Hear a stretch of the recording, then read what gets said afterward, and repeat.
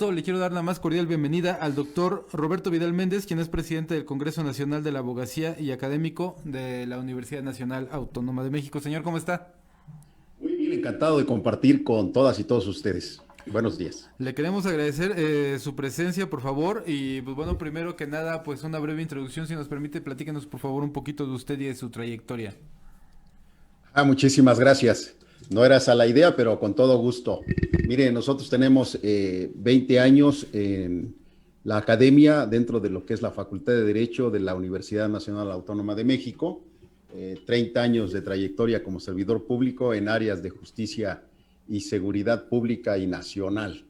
De alguna manera estamos preocupados por lo que acontece en nuestro país con respecto a la pandemia, con respecto a las circunstancias políticas sociales, y a partir de ahí nos hemos dedicado también en los últimos 20 años a la participación en organismos no gubernamentales, en barras, colegios de abogados, y hoy día tenemos el gusto, el honor de presidir el Congreso Nacional de la Abogacía y el Claustro Nacional de Doctores. Grosso modo, aquí estamos a sus órdenes. Muy bien, señor. Antes de entrar en materia, me gustaría por favor que nos platicara también un poquito de qué es el Congreso Nacional de la Abogacía en la UNAM y cuáles son las actividades que desempeña. Sí, claro que sí, con todo gusto. Mire, es un colegio de abogadas y abogados, la mayor parte de ellos con una experiencia de vida profesional y académica de excelencia. Al interior del Congreso Nacional de la Abogacía está académicos connotados, reconocidos de la UNAM, de otras universidades, están funcionarios, servidores públicos de la Judicatura Federal, de la Judicatura de la Ciudad de México, entre otras grandes personalidades. El objeto social, o dentro del objeto social, dentro de lo que es el Congreso Nacional de la Abogacía, está justamente en participar en todo lo que se refiere a la agenda política jurídica del país y lograr una real y efectiva interlocución con el Estado mexicano y con la autoridad que deriva de este Estado mexicano, es decir, con los tres poderes de la Unión y con los tres órdenes de gobierno, entre otras cosas, dentro de lo que es el objeto social del Congreso Nacional. Muy bien, en este momento, ¿cuáles serían ese tipo de cosas de actualidad que están ocurriendo en la política y la sociedad mexicana en la que están trabajando de manera más directa o en la que están teniendo alguna injerencia? Bueno, hay dos temas que nos ocupan. El primero de ellos, no podemos sustraernos, y no de ahora, es una agenda que traemos ya de varios años atrás, que son los temas inherentes a la seguridad del Estado mexicano. ¿Qué quiere decir esto? Seguridad del Estado mexicano, las vertientes que de ahí se derivan, la seguridad pública, que empieza con la prevención, sigue con la investigación, persecución del delito, con la reinserción social, con el tratamiento de los menores infractores, toda esa cadena que implica la seguridad pública, la seguridad nacional, la seguridad del interior y, por supuesto, la seguridad y certeza del gobernado de esta república. Eso en el ámbito de la seguridad y la justicia. Y por otro lado, bueno, pues lo que está en ciernes en la agenda política jurídica.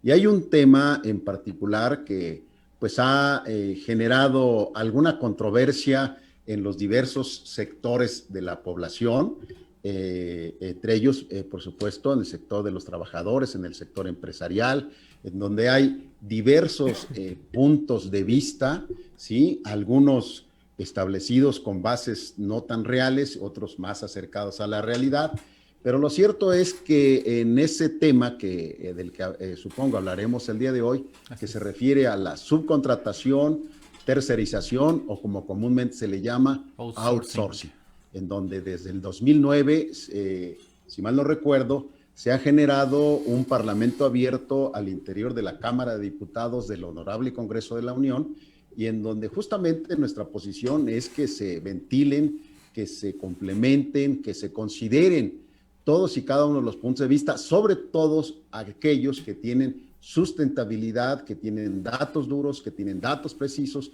que tienen una perspectiva en el ámbito político, en el ámbito social y sobre todo en el ámbito jurídico.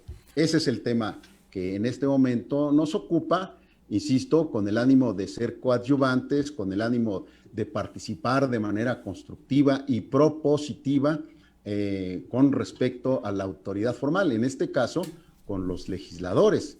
Y la primera recomendación que hacemos, muy respetuosa por supuesto, es la de que se atienda verdadera y realmente la participación social a través del Parlamento abierto que se ha llevado a cabo desde 2019 y 2020. Claro. Como usted menciona, este es un tema que ha sido bastante controvertido en los últimos años y creo que justamente este año ha sido más controvertido todavía. Se viene debatiendo en las cámaras, hemos publicado aquí en Cadena Política cantidad de información, los puntos de vista de las cámaras de comercio, de los trabajadores, de algunos legisladores que están a favor, de algunos legisladores que están en contra, y sin duda es un tema que ha sido muy debatido y ha estado mucho en la mesa este año, y del cual, pues bueno, parece que desde la perspectiva de nosotros pareciera que se avanza un pasito y como que se retroceden dos, y no se ha llegado a un punto medio, y pues bueno, esto es en parte desde el particular punto de vista de un servidor de que ambas partes, se debe a que ambas partes tienen un poco de razón. La subcontratación de repente pues resulta muy perjudicial para el trabajador, sin embargo ofrece otras ventajas. En ese sentido creo que el punto de vista de su congreso va a ser de valiosa utilidad. Señor, si puede por favor irnos platicando cómo lo ven desde su perspectiva. Mire usted, efectivamente, usted lo señala de manera muy puntual. Hay diversos puntos de vista. A partir de ahí, todos los puntos de vista son respetables como puntos de vista.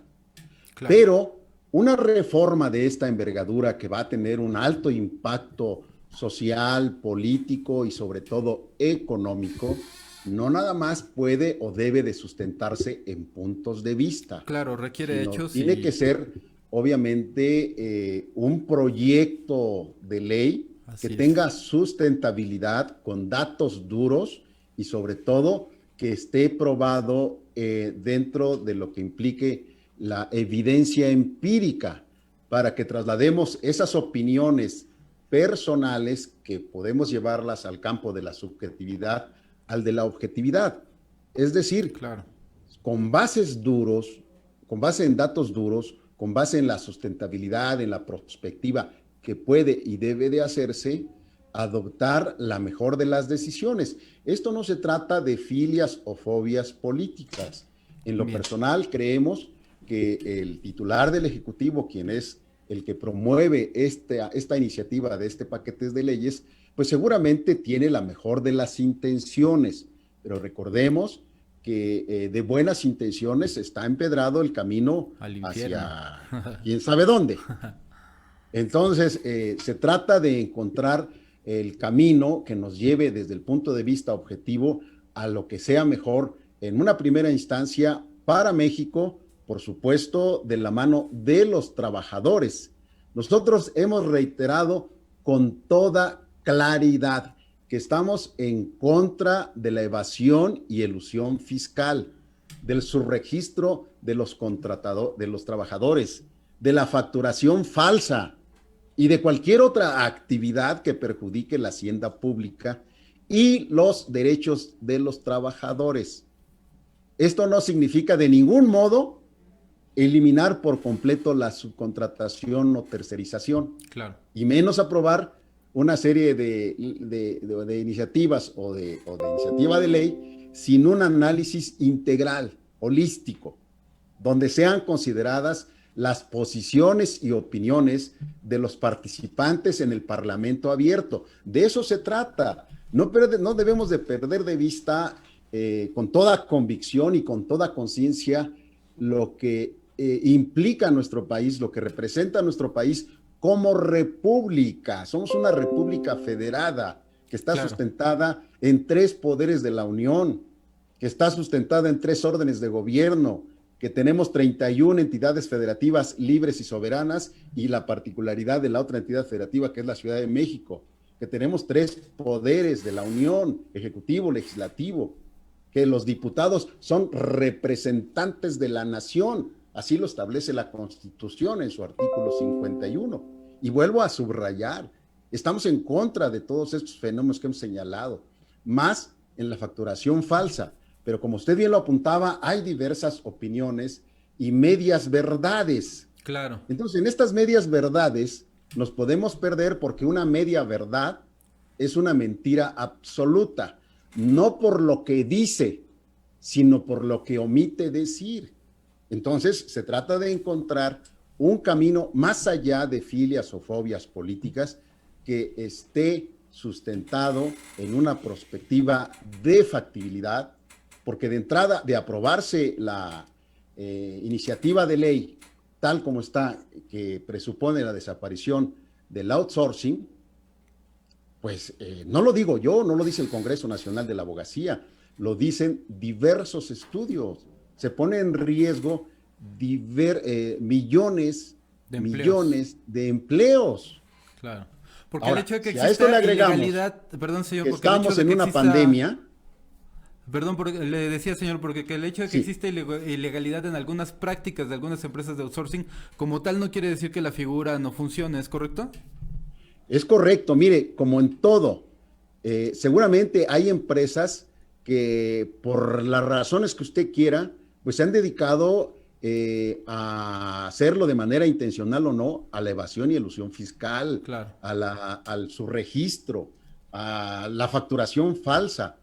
Bueno, déjeme decirle que para eso existe la ley vigente. Desde el 2012 está reconocida la figura del outsourcing.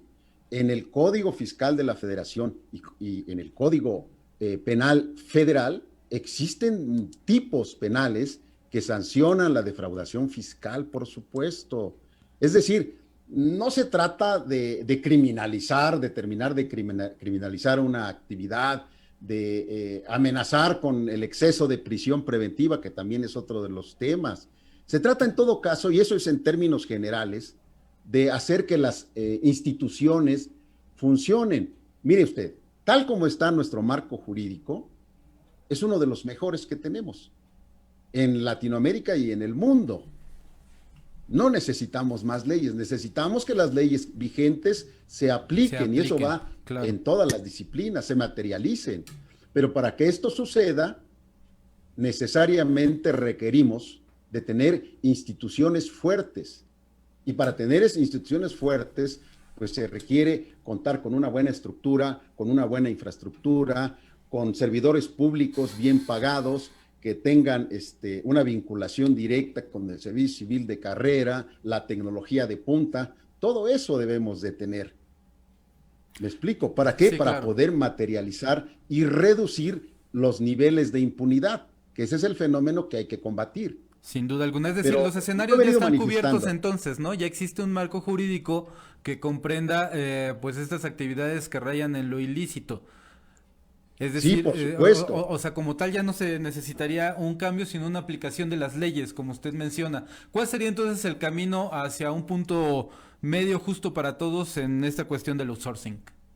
Mire, yo creo que lo más importante es que la autoridad, en este caso el Poder Legislativo a través de la Cámara de Diputados del Honorable Congreso de la Unión, considere verdadera y realmente los estudios, las ponencias que se han sustentado en el Parlamento abierto, ¿sí? Que No no lo está nada más haciendo en este sea el momento. Parlamento abierto un mero trámite para darle cierta legitimidad a lo que con antelación ya tienen aprobados. Muy bien, desde su Porque mire usted, perspectiva no se está haciendo en este momento, no se está escuchando estas voces que están entregando pues estudios más concluyentes.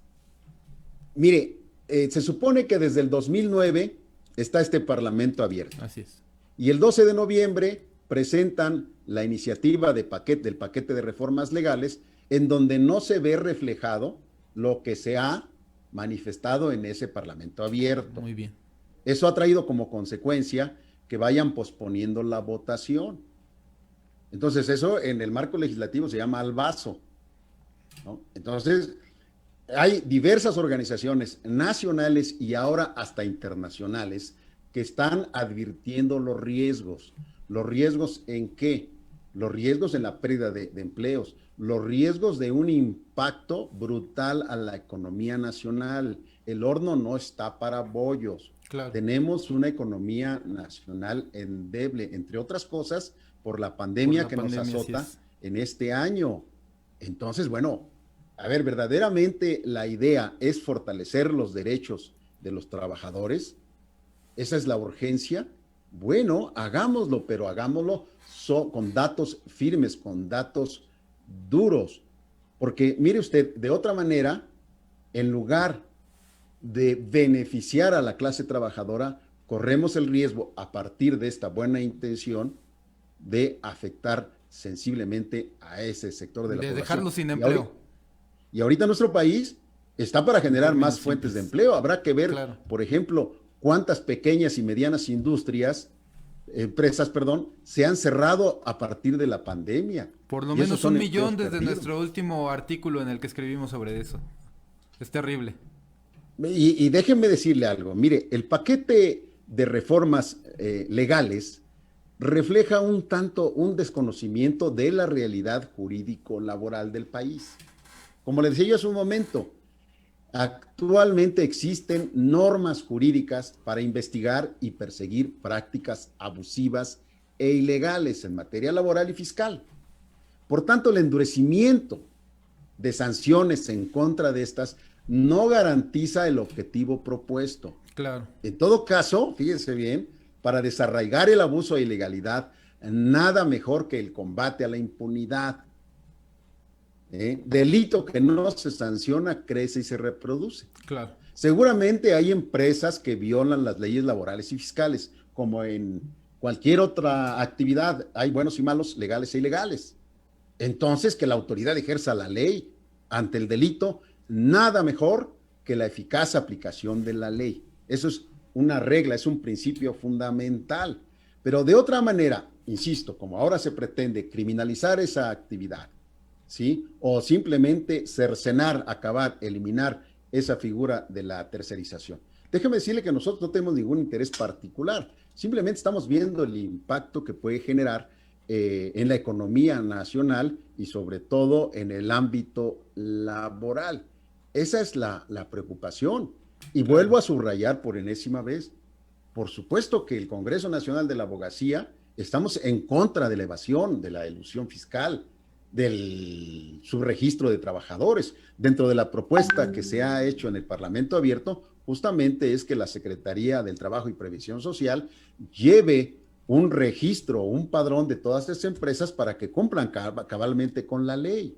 Pero de ahí a eliminar la figura implica, metafóricamente hablando, ya lo he señalado, es como ver un árbol que está dando frutos y que tiene una rama o varias hojas podridas, y para acabar con esa pudrición, pues vamos a arrancar de raíz ese árbol. Nos parece un despropósito, con todo respeto. Le vuelvo a repetir, nosotros estamos en la mejor disposición y no solamente eso, sino deseamos lo mejor para la autoridad, que sus políticas públicas sean eficaces, rindan resultados, pero no solamente es el Congreso Nacional de la Abogacía. Existen varias organizaciones de carácter social, empresarial, nacionales e internacionales que han manifestado su preocupación. Este no es un asunto de jalar, de empujar a ver quién tiene más saliva que coma más pinole. No, no se trata de eso. Sencillamente es un llamado a la objetividad, a que reflexionemos de que la decisión que deba de tomarse no debe de ser a partir del instinto, de la emoción, sino a partir de la razón. Muy bien, doctor Roberto, en este momento ustedes que están haciendo este esfuerzo por ver como que la pintura completa, como algunas otras organizaciones, como ya bien lo refirió, y que pues, ya tuvieron oportunidad de ver no nada más las posibles ventajas, sino más importante, que es a lo que se está refiriendo ahorita, los riesgos de que esta ley pasara tal cual está expuesta y propuesta. Casi para cerrar la entrevista, si nos pudiera decir por favor, ¿cuál consideran ustedes que tendría que ser el camino para no desaparecer la figura del outsourcing, pero generar las condiciones que se necesitan tanto en la aplicación de la justicia? Es que ahorita usted está hablando de un tema muy complejo, porque como ya bien mencionó, no atañe nada más a este tema del outsourcing, sino que en muchas otras áreas existen ya las leyes que contemplan los escenarios que evitan la ilegalidad, pero que no se están aplicando correctamente. ¿Cuál tendría que ser el camino y más o menos en qué términos usted considera que debería de pasar esta ley? Mire usted, yo creo que la primera recomendación muy respetuosa que hacemos a los legisladores es que, como se lo dije al principio, consideren, no hay que inventar el hilo negro ni el agua tibia, que revisen de manera meticulosa, acuciosa, las posiciones, las ponencias que se han manifestado en ese Parlamento abierto. Ahí hay multiplicidad de no solamente de posiciones, sino de propuestas que tienen viabilidad. De manera particular, nosotros proponemos complementar lo ya existente. Le digo algo, por ejemplo. En ninguna parte del paquete de reformas se encuentra exactamente definidas las figuras de subcontratación, de trabajos especializados y de ejecución de obras especializadas que forman la base y sustento de la propuesta reformadora, quebrantando los principios de claridad y precisión que deben regir para cualquier iniciativa o proyecto de ley, y sobre todo el de exactitud que mandan los artículos 14 y 22 constitucionales para los tipos penales, ¿sí? En concreto, hay que complementar lo que ya existe, pero no derrumbar de un plumazo todo para proponer y poner en marcha algo que no está comprobado si va a funcionar o no. Claro. Y eso es muy delicado. Sí, esa parte sería también muy importante porque pues Le así pongo como un ejemplo. está expuesta, pues puede funcionar, puede que no. Le voy a poner un ejemplo y si usted me permite, si hay que cerrar la entrevista, le voy a poner un ejemplo. Más allá de filias o fobias políticas, en el 2006, no obstante que estaba en ciernes la propuesta para reformar todo el sistema procesal penal de este país, de transformarlo de inquisitivo a acusatorio y oral, ¿sí? Con una serie de principios extraordinarios, ¿sí? Entre ellos la presunción de inocencia, el debido proceso, como parte de una política criminal que se transformó en una criminal política, vendiéndonos la idea retórica de que con eso se iba a combatir a la delincuencia, ¿sí? Se constitucionalizó lo inconstitucional por una decisión política, por una decisión de política criminal. ¿A qué me refiero? Al arraigo que conculcaba, atropellaba la presunción de inocencia y el debido proceso. Bueno, pues claro, esa figura que es inconstitucional y que el tiempo nos ha dado la razón, en ese momento la constitucionalizaron. ¿Cuál fue el resultado? Miles de arraigados. Resultados, cero resultados. Ya vemos lo que pasó con esa implementación de política criminal y en qué nos convirtió y qué tipo de personajes hoy día inclusive se les está siguiendo investigación y proceso por una política criminal que estaba ajena a la realidad y a la necesidad social y nacional, que si acaso atendía a asuntos particulares. Y el tiempo nos ha dado la razón, guardando toda proporción.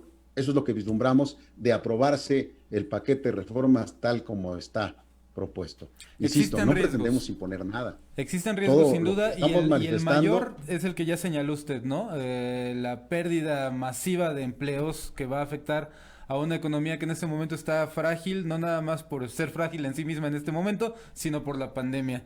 Señor, ¿dónde lo podemos encontrar y al Congreso en las redes sociales?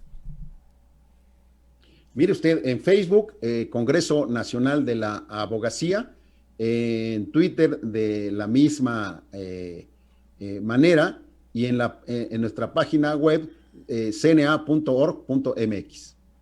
¿Algo que desea agregar, señor?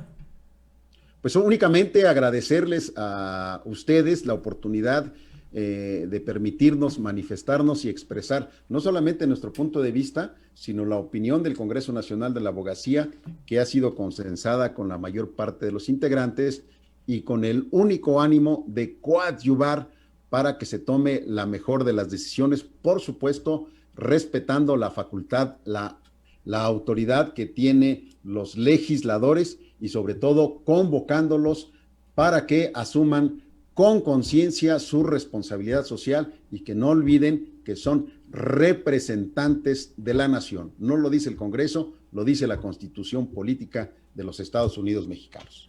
Claro, pues ya lo escucharon de viva voz del doctor Roberto Vidal Méndez, quien es presidente del Congreso Nacional de la Abogacía y además académico en la UNAM. Y pues muy importante lo que acabamos de escuchar, porque pues bueno, a final de cuentas el debate sigue, el debate pues, se sigue posponiendo porque al parecer faltan elementos por ambas partes para poder establecer este debate, como bien lo establece el doctor. Y pero lo más importante y lo que no debemos de perder de vista, creo yo, y quiero rescatar de lo que nos compartió el doctor el día de hoy, es que no podemos en este momento nacional, histórico, social, etcétera, darnos el lujo de perder masivamente una cantidad importante de empleos en la situación en la que está el país. Esto fue Cadena Política y esto fue Cadena Noticias, información real, veraz y accesible. Les recordamos como siempre, Cadena Radio MX, Facebook o Twitter para que se pongan en contacto con nosotros y estar muy al pendiente de toda la programación de Cadena Radio México. Somos tu voz. Muchísimas gracias, doctor. Hasta luego. Gracias a ustedes. Buen día.